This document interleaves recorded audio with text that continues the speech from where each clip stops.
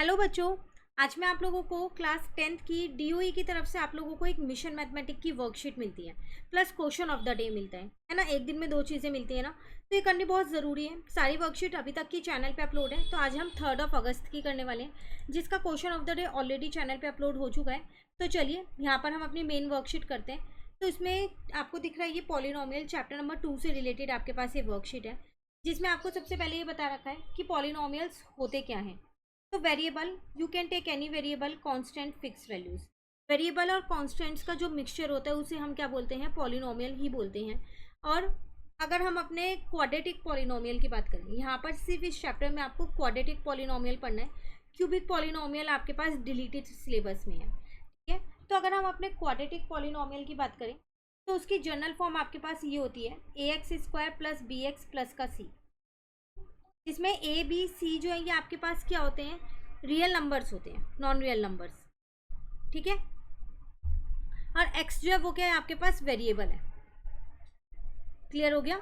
चलिए, उसके बाद अगर आपको उस पॉलिनोमियल के जीरोज निकालने हैं तो आप कैसे निकालोगे? तो देखो यहाँ लिखा है आपके पास, the values of variable that make a polynomial equal to zero are called zeros of polynomial.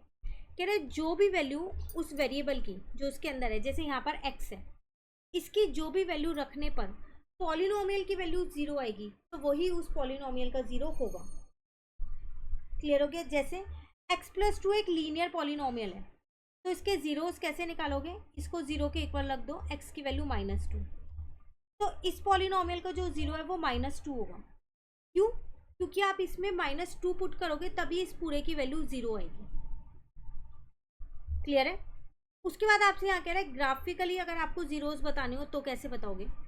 जैसे हमने x+2 है, x इजिकल टू -2 हो गया ना, तो इसका मतलब y की वैल्यू तो यहाँ जीरो है, तो हमने यहाँ -2 पे एक स्ट्रेट लाइन खींच, तो इसके ये यहाँ पर -2 और जीरो है, यहाँ इंटरसेक्ट हो रहा है ना एक्स एक्सिस पे, तो इसके जीरोस क्या है? -2 ही तो रहेगा इसका जीरो।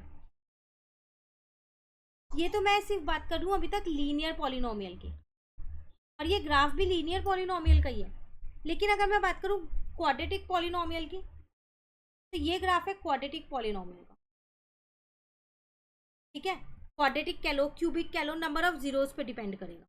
तो अगर आप यहाँ जीरोस देखो तो एक्स एक्सिस पे कितनी बार टच हो रहा है? 1, 2 और 3, 3 बार हो रहा है ना, तो इसके नंबर ऑफ जीरोस कितने हो जाएंगे? आपके पास 3 हो जाएंगे। क्लियर है? बाकी हमने ये पूरा चैप्टर आर डी शर्मा से, एनसीईआरटी से, प्लस इसके एक्स्ट्रा क्वेश्चंस हो गए, और उसके साथ साथ हमने सपोर्ट मटेरियल से सबसे कर रखा है ये चैप्टर। तो आप वहाँ से इस चैप्टर को कर सकते हैं। कहीं भी दिक्कत लगे कमेंट करके पूछ सकते हैं। Thank you.